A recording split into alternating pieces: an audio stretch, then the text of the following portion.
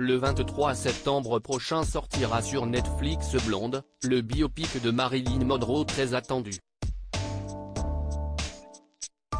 Alors qu'Juana de Armas est la cible de certaines mauvaises langues, lui reprochant son accent cubain, ce film est avant tout l'occasion de se pencher à nouveau sur la folle vie de cette icône. Notamment son histoire passionnelle avec le Français Yves Montand. L'actrice de certains les manchots était-elle enceinte de l'acteur? Certaines photos troublantes ont fait naître de nombreux doutes près de 50 ans après. En 1960, Marilyn Monroe et Yves Montand vivent une relation amoureuse, une liaison pour l'homme qui est alors marié à Simone Signoret. De son côté, Marilyn est elle aussi mariée à Arthur Millet. Avec Yves Montand, ils partagent l'affiche du film Le Milliardaire et 50 ans après leur idylle, des photos des deux stars sont plutôt troublantes. Sur ces clichés qui datent de l'été 1960, l'actrice affiche un petit ventre rond qui laisse à penser qu'elle aurait alors pu être enceinte. Ces photos qui viennent ainsi appuyer cette folle thèse, ont été prises par une amie de Marilyn Monroe, Frida Hull. L'actrice hollywoodienne avait alors 34 ans.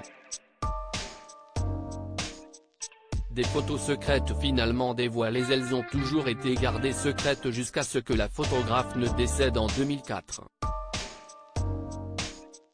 Sa demeure est alors mise en vente aux enchères ainsi que les photos, dévoilées par le Daily Mail. Frida Hull aurait affirmé à Tony Michaels, un de ses voisins, que la star du légendaire Les hommes préfèrent les blondes lui avait confié être enceinte d'Yves Montand. Frida était très fière de ces photos et elle était très fière de les avoir gardées secrètes jusqu'à sa mort, avait-il révélé. Mais elle m'a raconté leur histoire, que Marilyn était enceinte d'Yves Montand. Ce n'était pas une supposition ou un soupçon, elle le savait tout simplement, elle était très proche de Marilyn.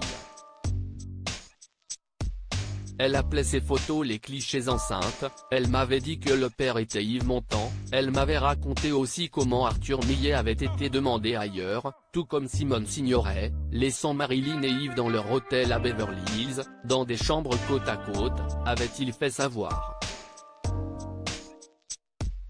Quant à cette grossesse secrète, elle ne serait pas arrivée à terme, comme l'a expliqué le Tony Michaels, révélant que l'actrice avait perdu le bébé. Il n'a jamais été dit si elle avait fait une fausse couche ou un avortement, apprend-on. Marilyn Monroe a toujours voulu avoir un enfant, mais a fait 3 fausses couches avant cette supposée grossesse.